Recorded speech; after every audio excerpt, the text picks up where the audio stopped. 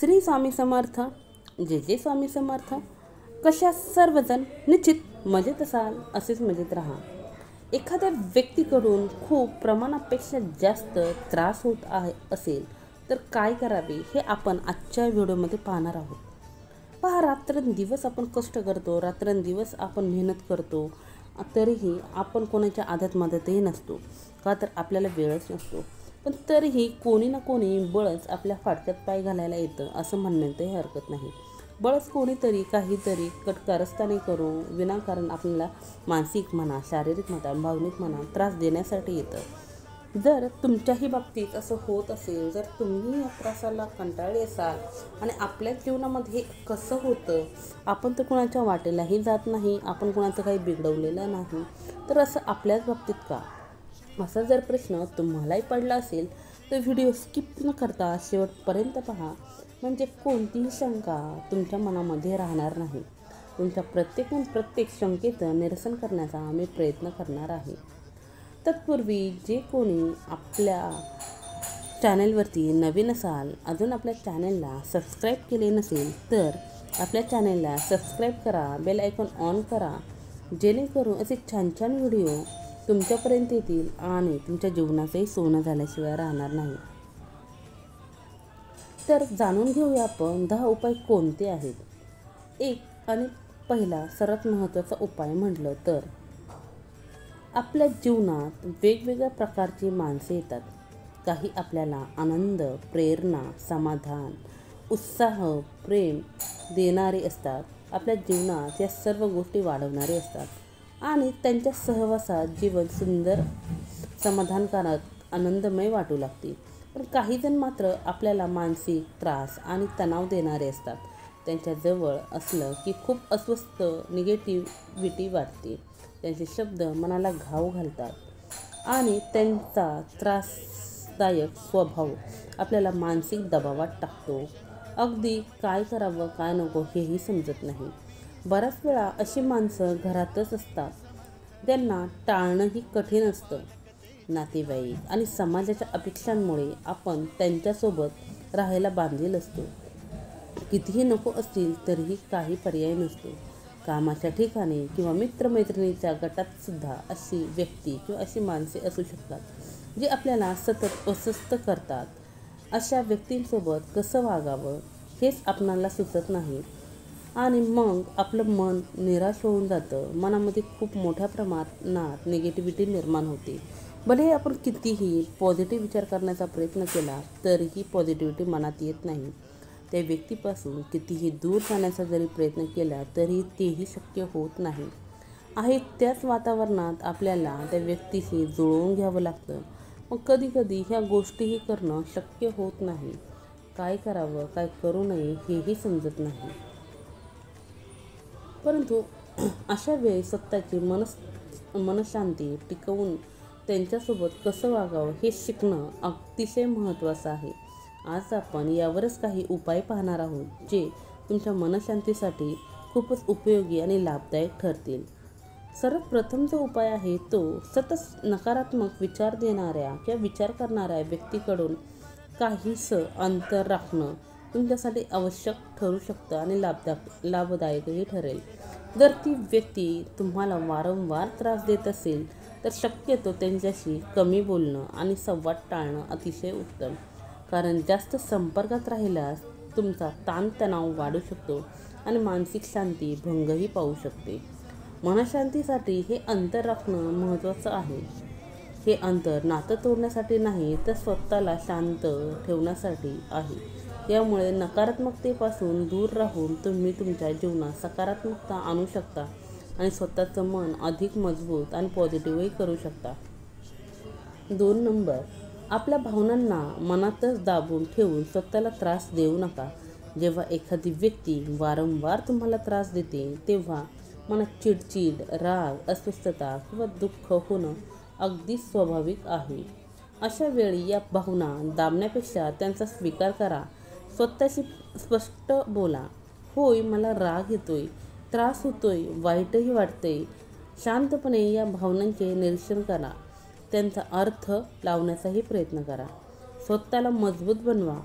लगेचच निराश होऊन डोळ्यात पाणी आणू नका. अशाने त्रास देणाऱ्या व्यक्तीला तुमची कमकुवत बाजू समजते. जर हा त्रास वारंवारच होत असेल तर त्या भावनांवर नियंत्रण मिळवणं शिकायला हवं. कोणतीही गोष्ट लगेचच साध्य होत नाही. थोडा वेळ द्या आणि तुमच्यातील शक्तीला ओळखा. थोडा संयम बाळगा. 3 नंबर, वागण्याकडे दुर्लक्ष करा. त्रासदायक व्यक्ती आपल्याला कधीकधी चिडवण्याचा, उचकवण्याचा प्रयत्न करतात. त्यांना पूर्णपणे हे माहिती असतं की माझ्या अशा वागण्याने समोरच्याला प्रचंड त्रास होऊ शकतो, त्यांचे मन स्वास्थ्य बिघडू शकतं व त्यांना हे करण्यामुळे आसुरी आनंद मिळतो. म्हणून त्यांच्या नकारात्मक प्रतिक्रियांना महत्त्व देण्याऐवजी त्याकडे दुर्लक्ष करणे अतिशय उत्तम उपाय आहे. हे बोलणे तसे खूप सोपे आहे, पण करणे तेवढेच कठीण आहे याची मलाही पूर्ण कल्पना आहे आणि जाणीवही आहे. पण नियमित सरावाने हे देखील शक्य आहे.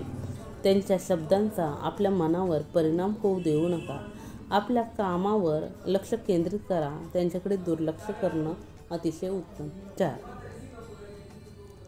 त्यांच्या वागण्यामागचे कारण समजून घ्या. कधीकधी एखादी व्यक्ती सतत त्रास देत असेल तर त्याची कारणं जाणून घेण्याचा प्रयत्न करा. बहुतेक वेळा त्यांच्या तशा वागण्यामागे त्यांची स्वतःची काहीतरी समस्या असू शकते. बऱ्याच वेळा या लोकांना काहीतरी न्यूनगंड असतो. समाजात वावरताना ते स्वतःला खूप नॉर्मल असल्याचे दाखवतात. मात्र एखादी कमजोरी त्यांच्या हाताखाली असलेली व्यक्ती भेटली की त्यांच्यातील राक्षस जागा होतो. वेगवेगळ्या प्रकारे त्या कमजोर व्यक्तीला त्रास देऊन हे आसुरी आनंद मिळवतात. मात्र त्यांच्या कमजोरीचा शोध घेऊन त्यावर उपाय करणं शक्य असल्यास तसा प्रयत्न अतिशय सावध पवित्र्याने करून पहा.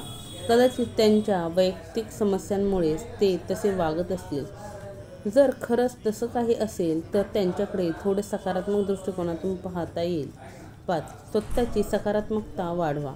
त्रासदायक व्यक्तीमुळे आपल्या जीवनातील आनंद हरवू पाहतो, निराशा येते. पण असे होऊ देऊ नका. ध्यान, योग, आवडते छंद, पुस्तक वाचा, मित्र मैत्रिणींसोबत वेळ घालवा. जे काही आपल्याला करायला आवडते ते करा. नामस्मरण करा.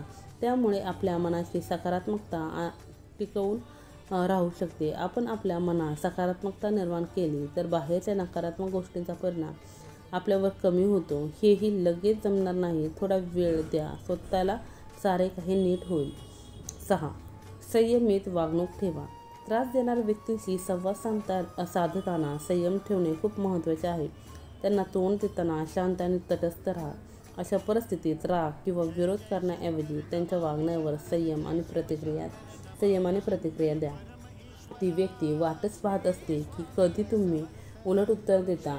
ते त्यांचं हत्यार बाहेर काढून तुमच्या काळजाचे तुकडे करतात. म्हणून संयम ठेवा. सार्वजनिक ठिकाणी शांत राहून संयम दाखवणे ही तुमचे मानसिक स्वास्थ्य टिकवण्यासाठी मदत करते. असे समजा की आपल्या नशिबात परमेश्वराने खूप कठीण परीक्षा ठेवली आहे आणि संयमाने आपल्याला ती पारच करायची आहे. 7, समजुतीने संवाद साधा. काही वेळा समजूतदारपणे संवाद साधणे हे समस्येचे निराकरण करू शकते. त्या व्यक्तीशी प्रत्यक्ष बोलून त्याच्याशी आपली समस्या स्पष्ट करा. शक्य असल्यास त्यांना समजवा की त्यांचे वागणे तुमच्यावर कसे परिणाम करते. मात्र हे सारे करताना अत्यंत सावध पवित्रा बाळगा.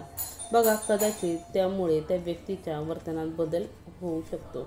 8, स्वतःवर लक्ष केंद्रित करा. अशा त्रासदायक राक्षसी वृत्तीच्या ज्यांच्या जीवनात कधी सुधारणा होणार नाही, जे फक्त आणि फक्त लोकांना त्रास देऊ शकतात, जे नकारात्मकच बोलतात, अशा लोकांसाठी आपले सुंदर जीवन व्यर्थ करू नका.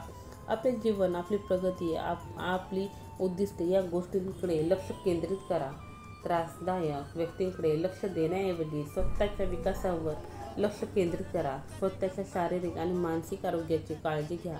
नवीन ध्येय निश्चित करा. या गोष्टी आपल्या स्वतःसाठी आनंद निर्माण करतात आणि इतरांचा नकारात्मक प्रभावही कमी करतात. सोडून द्यायला शिका. या लोकांचा विचार करणं बंद करा. 9, खूपच त्रास असेल तर मदतीसाठी जवळच्या व्यक्तीकडे जा.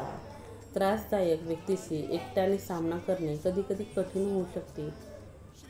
त्यामुळे अगदी जवळचे विश्वासू मित्र, कुटुंबीय, नातेवाईक किंवा सल्लागार यांच्याशी या समस्येबाबत मोकळेपणाने बोला. त्यांची मदत घेऊन तुम्ही मनातील ताणतणाव कमी करू शकता. यामुळे थोडासा का होईना मनावरचा भार हलका होईल. मात्र एक गोष्ट लक्षात ठेवा, या गोष्टीला कोणाच्या सांगण्यातून वेगळी कलाटणी लागता कामा नये. 10. शेवटी निर्णय घेण्यास घाबरू नका. जर त्रास इतका वाढत असेल की तो सहन करण्याच्या पलीकडे जात असेल तर त्या व्यक्तीपासून कायमचं दूर होण्याचाही निर्णय स्वतःच्या अगदी जवळच्या नातेवाईकांना विश्वासात घेऊन घ्या. आपला आत्मसन्मान आणि मानसिक आरोग्य हे जास्त महत्त्वाचे आहे. अशा वेळी कठोर निर्णय घेणे खूप आवश्यक ठरू शकते. मात्र हा विचार संपूर्ण विचारांती घ्यावा. पुढे काय त्याचे परिणाम होतील, होणाऱ्या परिणामांना तुम्ही तोंड द्यायला सक्षम आहात का, तुम्हाला सपोर्ट करणारे काय म्हणतात, तुम्ही स्वावलंबी आहात का, या साऱ्याचा विचारांती निर्णय घ्या. स्वामी भक्तांनो, जीवनात काही नकारात्मक व्यक्ती आल्या तरी आपल्याला संयम आणि शांती राखूनच त्यांचा सामना करणं गरजेचं आहे आणि हाच आपला खरा विजय आहे. आपण नकारात्मकता दूर ठेवणे आवश्यक आणि गरजेचे आहे. संयम, सहनशीलता, सकारात्मकता आणि ठाम निर्णय याद्वारे आपण त्रासदायक परिस्थितीतही आनंद आणि समाधान शोधू शकतो.